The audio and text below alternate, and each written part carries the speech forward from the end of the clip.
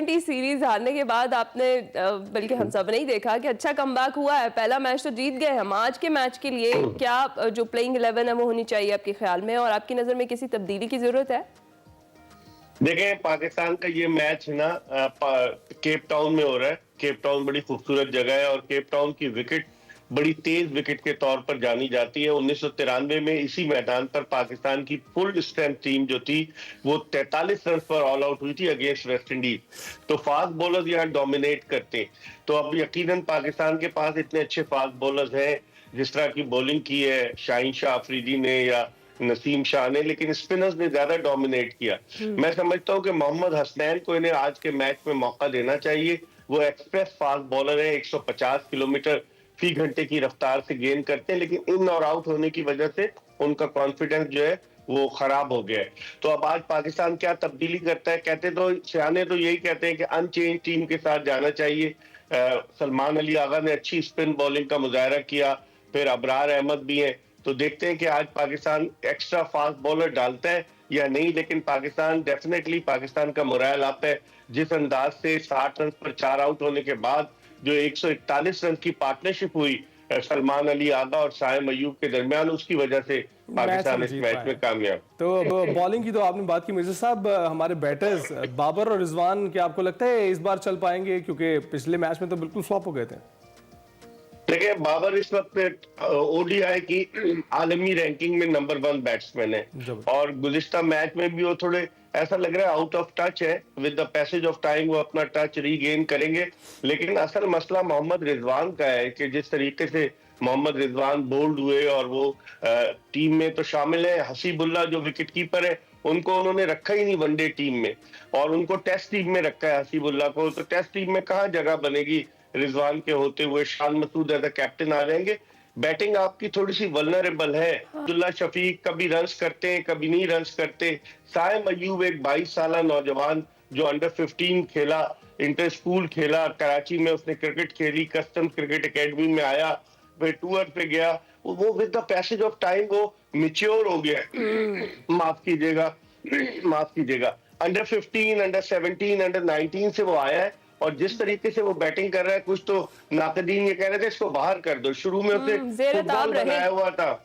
जी हाँ, बिल्कुल, शुरू में उसे फुटबॉल बनाया था, कभी छठे नंबर पर, कभी चौथे नंबर पर, जब उसने अपना करियर शुरू किया। लेकिन अब उसकी पोजीशन एस्टेब्लिश हो गई एज एन ओपनर, और कितना मिच्योर्ड है कि उसने कोई एरी फेरी शॉट नहीं खेले, उसने प्रॉपर शॉट खेले। और मैं समझता हूँ कि विद द वक्त गुजरने के साथ साथ जो है ये साइम अयूब पाकिस्तान क्रिकेट का असासा साबित होंगे, बशर्ते कि उन्हें जाया ना किया जाए, उन्हें प्रॉपर मौके दिए जाए और वो इंजर्ड ना हो। हाँ। ये सारी चीजें काउंट होंगी। साहब, ये हमारी आपने जिस तरह से बात की कि बैटिंग लाइन में हमेशा कमजोरी रही है और मैच फिनिशर बहुत कम हमें देखने को मिलते हैं अपनी टीम में। जिस तरीके से अभी हम बात करें सलमान की और साइम की, इन्होंने पहला मैच फिनिश किया, आज के मैच में भी ये तसलसल हमें देखने को मिलेगा? देखिए, सलमान अली आगा अताब का शिकार थे। जिस तरीके से उन्हें T20 का कप्तान बनाया गया वो मुकम्मल तौर से नाकाम रहे। लेकिन इस मैच में जब उन्होंने 4 विकेटें ली साउथ अफ्रीका की, तो उसके बाद से उनका कॉन्फिडेंस जो था वो स्काई हाई हो गया और फिर उसके बाद बैटिंग में भी उन्होंने साथ दिया। तो अब उनके एतमाद में बला का इजाफा हुआ है और मुझे लग रहा है कि पाकिस्तान के मिडिल ऑर्डर बैट्समैनों को भी कुछ ना कुछ करना पड़ेगा। लेकिन जिस तरह से मिर्जा साहब, उनको तशवीश जरूर है अपनी परफॉर्मेंस पर, क्योंकि उनको प्रेस कॉन्फ्रेंस के दौरान कहते हुए सुना गया है कि 4 आउट में आम मैचेस में करता नहीं हूँ, लेकिन इस बार मैंने कर दिए। नहीं, लेकिन बेशक ये उनकी बेस्ट परफॉर्मेंस थी, लेकिन ये कि जिस तरीके से साउथ अफ्रीकन बैट्समैन खेल रहे थे कि अपने कदमों का इस्तेमाल ही नहीं कर रहे थे, क्रीज में खड़े होकर खेल रहे थे, जिसकी वजह से सलमान अली आगा ने कामयाबी हासिल की। Nothing to take away from him, लेकिन सलमान अली आगा का कॉन्फिडेंस हाई हुआ है जिस तरीके से उन्होंने 4 विकेटें हासिल की और फिर बैटिंग की। बिलाशुबा। अच्छा, आप क्या सजेस्ट करेंगे पाकिस्तानी टीम में? ये जो एक रूटीन कायम की गई है जिसमें कुछ खिलाड़ियों को आराम दिया जाता है और कुछ खिलाड़ियों को खिलाया जाता है, इसमें कितनी फ्रीक्वेंसी होनी चाहिए? क्योंकि अगर खिलाड़ियों को बहुत तेजी से आराम दिया गया तो आराम की शायद उनको आदत ना पड़ जाए। देखिए, बाबर आजम को भी तो इन्होंने आराम दिया है। बाबर आजम रस्टी नजर आए, वो उस तरह से वो बाबर आजम नजर नहीं आए। और इसी तरीके से इन्होंने शाहीन शाह अफरीदी और नसीम शाह को भी आराम दिया था। तो अब इनकी रोटेशन पॉलिसी शायद इसलिए है कि चैंपियंस ट्रॉफी सर पर है, 19 फरवरी से अब तो 2 महीने रह गए चैंपियंस ट्रॉफी में, तो वो चाहते हैं कि अपने मेन प्लेयर्स को पैचेस में जो है वो आजमाए। तो मैं समझता हूँ कि अच्छी स्ट्रैटेजी है, खासतौर पर फास्ट बॉलर्स के हवाले से, कि जिन पे बहुत ज्यादा प्रेशर होता है, जिन पे बहुत ज्यादा स्ट्रेस स्ट्रेन होता है। तो मेरे ख्याल में अच्छी स्ट्रैटेजी। अब देखते हैं कि आज किसी फास्ट बॉलर को आराम कराकर आया मोहम्मद हसनैन को मौका देते हैं आतिफ जावेद या नहीं, ये भी देखना होगा। बिल्कुल ठीक। मैं साहब इस पर जरा मैं ये चाहूंगी जरा कमेंट करें ना, पिच के अकॉर्डिंगली अगर टॉस जीत जाता पाकिस्तान तो पहले क्या करना चाहिए, बैटिंग या फिर बॉलिंग?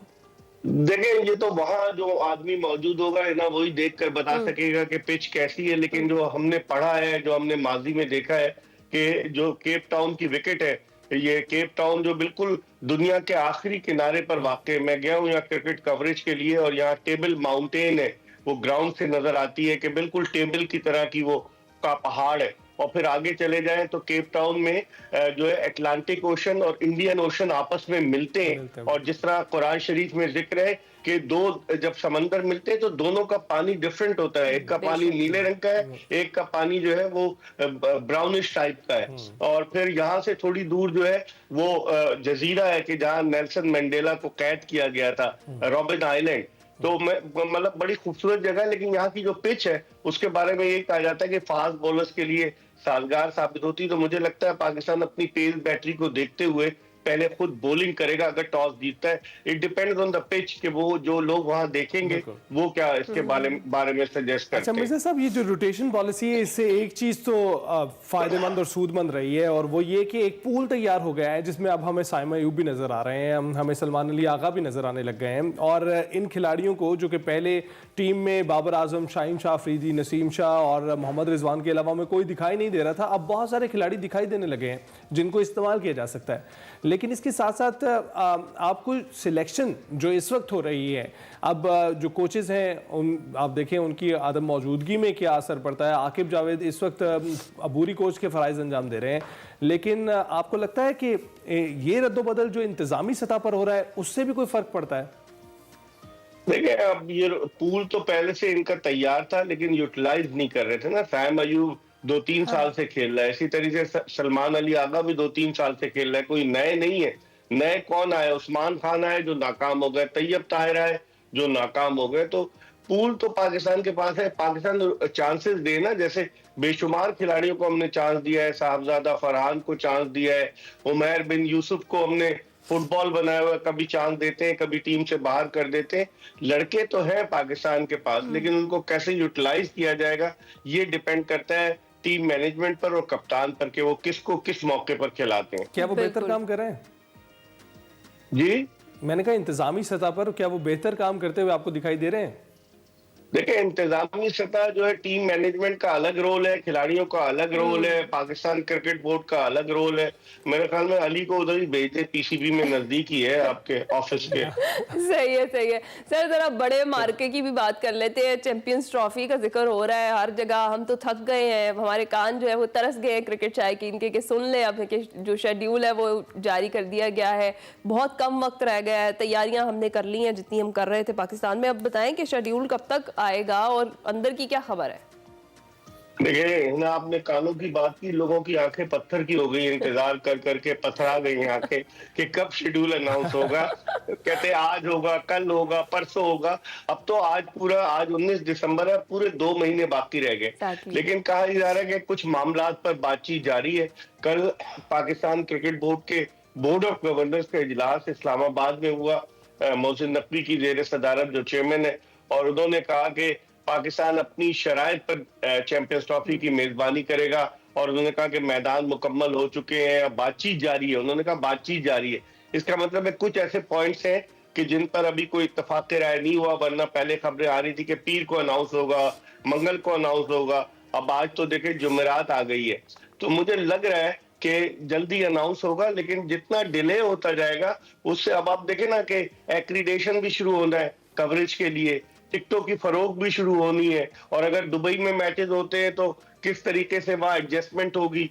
ये कहा जा रहा है कि अगर दुबई में हाइब्रिड मॉडल पर मैचेस होते हैं तो रावलपिंडी को फिर एक्सक्लूड कर दिया जाएगा, फिर लाहौर और कराची में मैचेस होंगे और फिर दुबई में होंगे। तो अब बहुत सारी चीजें जो है बैक एंड पर चल रही हैं। तो अब देखते हैं क्या होता है, लेकिन कम से कम इत्मीनान की खबर ये है कि ब्रॉडकास्टर ने जो 20 मिनट का टीजर जारी किया है, उस टीजर में लिखा हुआ है कि कमिंग सून चैंपियंस ट्रॉफी, क्योंकि अगर आप चैंपियंस ट्रॉफी फरवरी में नहीं होती तो कोई विंडो नहीं है, फिर सितंबर तक सारी टीमें मसरूफ है और टॉप की 8 टीमें जो है वो चैंपियंस ट्रॉफी में हिस्सा ले रही हैं ओडीआई रैंकिंग की। तो मेरे ख्याल में ब्रॉडकास्टर्स ने जो पैसे लगाए हुए हैं वो भी ये चाहते हैं कि एक ही मैच पर उनकी नजरें पाकिस्तान वर्सेस इंडिया, और वो चाह रहे हैं कि दुबई में हो जाए, दुबई में होगा, पब्लिक आएगी। पहले भी माजी में दुबई में पाकिस्तान इंडिया के मैचेस हुए, वहां बहुत सारे एक्सपेट्रिएट्स हैं, पाकिस्तानी हैं, भारतीय हैं, बांग्लादेशी हैं।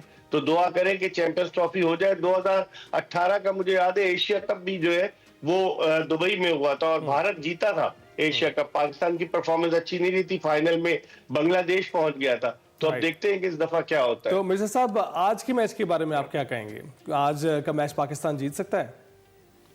देखिए, मेरे पास कोई फाल निकालने वाला तोता तो है नहीं, नजूमी तो मैं नहीं हूँ, लेकिन ये कि पाकिस्तान की जो परफॉर्मेंस है उसको देखते हुए पाकिस्तान का मोरल अप है और पाकिस्तान जो है वो यकीनन जीत सकता है। बाद में के बताऊंगा, है ना, आप जो हंस रही है ना, मैं अभी को बताऊंगा कि कौन जीतेगा बाद में। Thank you so much Mirza साहब, आपने मशवरे अच्छे दिए और जो हमने डिटेल डिस्कशन की है क्रिकेट पर, उसके लिए भी आपका बहुत शुक्रिया जनाब। यहाँ पर हम लेंगे छोटी सी ब्रेक, आप कहीं मत जाइए।